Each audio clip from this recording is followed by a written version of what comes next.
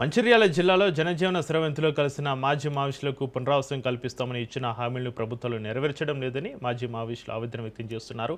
పునరావాసం కింద కొంతమంది మాజీ మావోయిస్టులకు అందించిన వ్యవసాయ భూములను ఫారెస్ట్ అధికారులు తమ భూములంటూ ఇబ్బందులకు గురి చేస్తున్నారని వాపోతున్న మాజీ మావోయిస్టులతోటి మా ప్రతినిధి Arun Kumar face to face.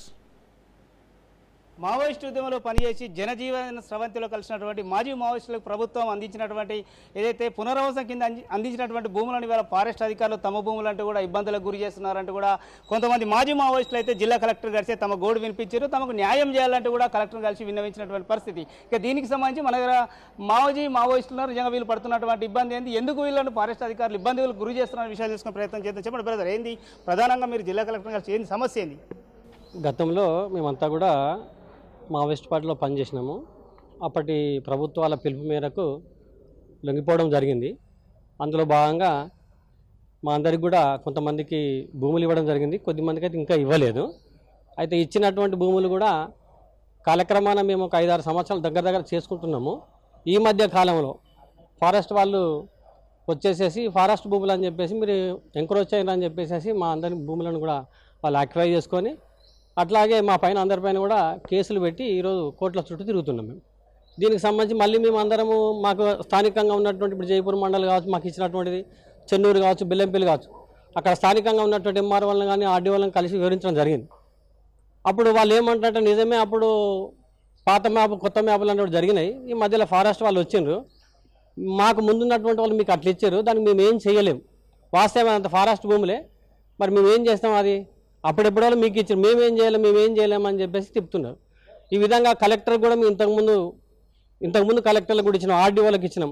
అప్పుడు కొంతమంది సిపి గారికి కూడా మేము మళ్ళీ పోయి కలవడం జరిగింది, వాళ్ళు కూడా రిఫర్ చేయడం జరిగింది. అప్పుడు మమ్మల్ని తీసుకపోయి నిర్బంధించుకొని ఇబ్బంది చేసే పరిస్థితి ఉంటే అప్పుడు పోలీసు వాళ్ళు కూడా అరే వాళ్ళని అడవుల నుంచి తీసుకొచ్చినాం మేము సాధారణ జీవితం బ్రతకమని చెప్పేసి, మళ్ళీ మీరు ఫారెస్ట్ వాళ్ళు ఇట్లా చేసేసి వాళ్ళని ఇబ్బంది పెడితే మళ్ళీ వాళ్ళని తుపాకులు పట్టుకోమని చెప్పంటారు అని చెప్పేసి అట్లా వాళ్ళు ఒత్తిడి చేస్తే ఆ ఒత్తిడి మేరకు వదిలిపెట్టారు. ఇప్పుడు నా విషయమే అట్లా ఒత్తిడి మేరకు వదిలిపెట్టు మళ్ళీ తర్వాత ఒక 3 సంవత్సరాల తర్వాత ఇంటికి వచ్చేసేసి ఇంటికి కేసుకు సంబంధించినటువంటి బోర్డు అతికిచ్చి మీరు రాకపోతే రేపే వారెంట్ అని చెప్పి ఇప్పుడు 4 సంవత్సరాల నుంచి కోట్ల పొడి తిరుగుతున్నాం. అంటే ఈరోజు మాకు నిజమే ఎందుకు ఇచ్చిండ్రు, దేనికి ఇచ్చిండ్రు మేము అడగలేదు కదా, మీరు లొంగిపోండి, పునరావాసం మేము కల్పిస్తాము, సాధారణ జీవితం కలపండి అని చెప్పేసి అన్నారు. ఆ విధంగా మేము అప్పుడు ఆ పిలుపు మేరకు వచ్చాము, సాధారణ జీవితం గడుపుతున్నాం. మాకు హౌస్ సైట్ అన్నారు, హౌస్ సైట్ లేదు ఇప్పటిదాకా.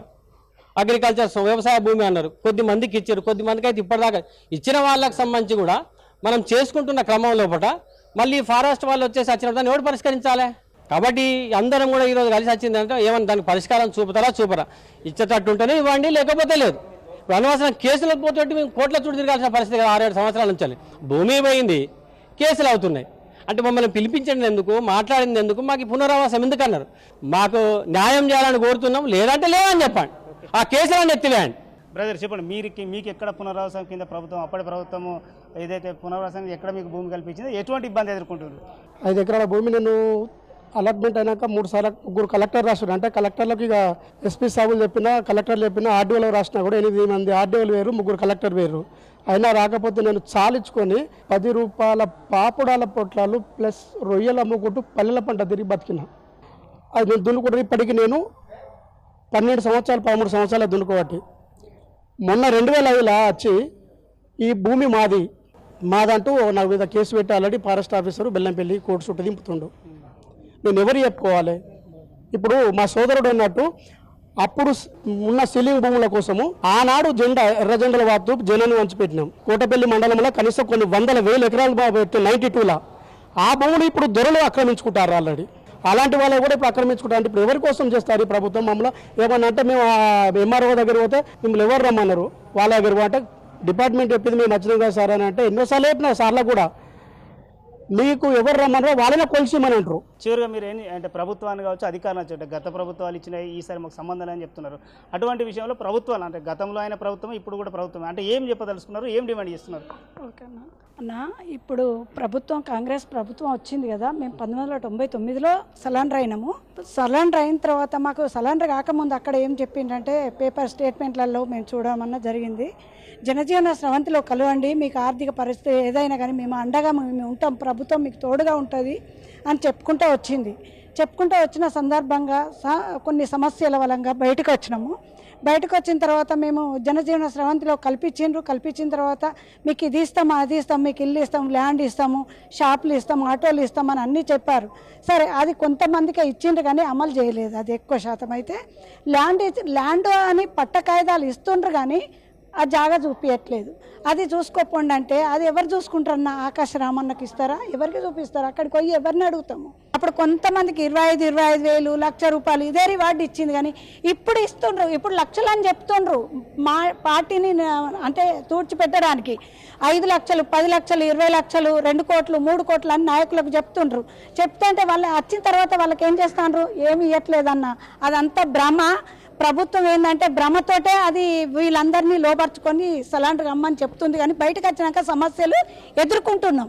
మాకు ల్యాండ్ ఖచ్చితంగా చూపించండి, మాకు ఒక ఇందిరమ్మ పథకం కింద ఒక ఇల్లు ఇవ్వండి, 2 గుంటల భూమి ఇవ్వండి, అది మేము చేసుకొని బతకగలుగుతాం అన్న. ఏ కష్టమైనా చేసుకొని బతకగలుగుతాం. కానీ రైట్గా ఇదైతే జనజీవన స్రవంతిలో కలిసినటువంటి మావోయిస్టులు అయితే తమ ఆవేదనతో తెలుపుతున్నటువంటి పరిస్థితి. ఏదైతే చాలామంది కూడా ఇప్పటికే కేసులైన పునరావాసం కల్పిస్తామని ఇచ్చినటువంటి ప్రభుత్వం ఇచ్చినటువంటి హామీ కూడా పూర్తి స్థాయిలో అమలు కాలేదు. కొంతమందికి మాత్రమే న్యాయం జరిగింది, మరికొంతమందికి ఇప్పటి వరకు కూడా పునరావాసం కింద ఎక్కడ కూడా భూములు అయితే అందించాలని చెప్తున్నారు. అందించినటువంటి భూములను కూడా ఇవాళ ఫారెస్ట్ అధికారులు సాగు చేయకుండా అడ్డుకుంటూ కూడా కేసులు పెడితే ఇప్పుడు కేసుల పాలై కూడా జైల్లో ఏదైతే కోర్టుల చుట్టూ తిరుగుతూ కూడా ఇబ్బందులకు గురవుతున్నాం అనేది మాజీ మావోయిస్టులు అయితే తెలుపుతున్నటువంటి పరిస్థితి. ఇప్పటికైనా కూడా చాలాసార్లు అధికారులను కలిసినా కూడా తమకు న్యాయం జరుగుతుందని చెప్తున్నారు. ఇప్పటికైనా కూడా ఈ కాంగ్రెస్ ప్రభుత్వం కావచ్చు అధికారులు కావచ్చు ఖచ్చితంగా చొరవ తీసుకొని పునరావాసం మీద కల్పించినటువంటి భూములను సాగు చేసుకునే విధంగా చర్యలు చేపట్టడంతో పాటు పూర్తి స్థాయిలో పునరావాసం అందినటువంటి మాజీ మావోయిస్టులకు కూడా పునరావాసం కల్పించే విధంగా కూడా చర్యలు చేపట్టాలని అయితే వీళ్ళు ప్రభుత్వ అధికారులను అయితే కోరుతున్నటువంటి పరిస్థితి.